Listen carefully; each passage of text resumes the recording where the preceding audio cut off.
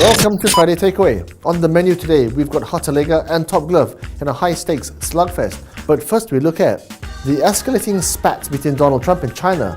First, America slaps 25% tariffs on over 1,000 Chinese imports worth $50 billion before China retaliates with its own 25% tariffs on a similar value of American products to China, an outcome which experts say benefits no one, including even America.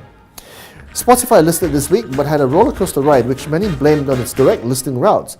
Unlike a typical IPO, Spotify does not raise money or did not raise money or use underwriters, which saved it millions of dollars in fees. But no underwriter also means no one to step in to stabilize the price if its stock begins sliding, like it did last week. And back at the ranch, Prime Minister Dato Sri Najib announced an additional salary increment worth 1.5 billion ringgit for the 1.6 million civil servants in Malaysia in appreciation for their service, sacrifice and hard work, which of course has no relationship whatsoever timing-wise with the elections due to be called, or called in just a few days, or now. On to the FBM KLCI.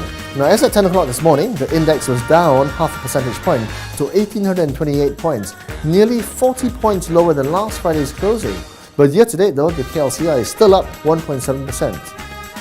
In this week's This or That, it's all about two rubber glove makers with high growth potential. On one side, Hartalega, the inventor and world's largest producer of nitrile gloves. On the other side, Top Glove, its smaller rival value-wise, but the largest global producer of gloves generally. So let's dig deeper.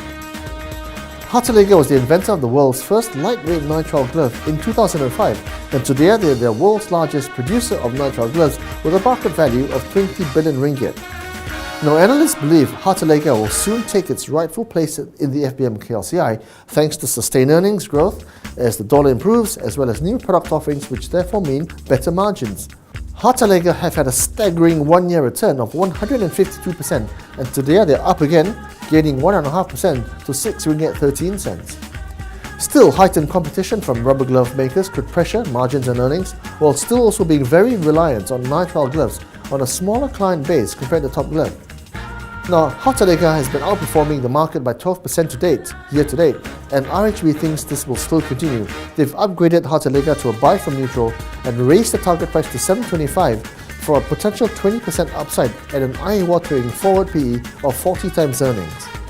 Founded in 1991, Top Glove is today the world's biggest maker of gloves, with a 25% global market share and operations in Malaysia, Thailand, China, America and Europe, and over 2,000 customers in 195 countries.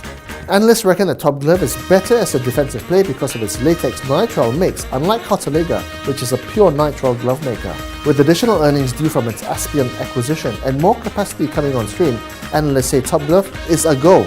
At current PEs of 32 times earnings, Top Glove is less pricey than Hartalega, which is trading at 50 times earnings.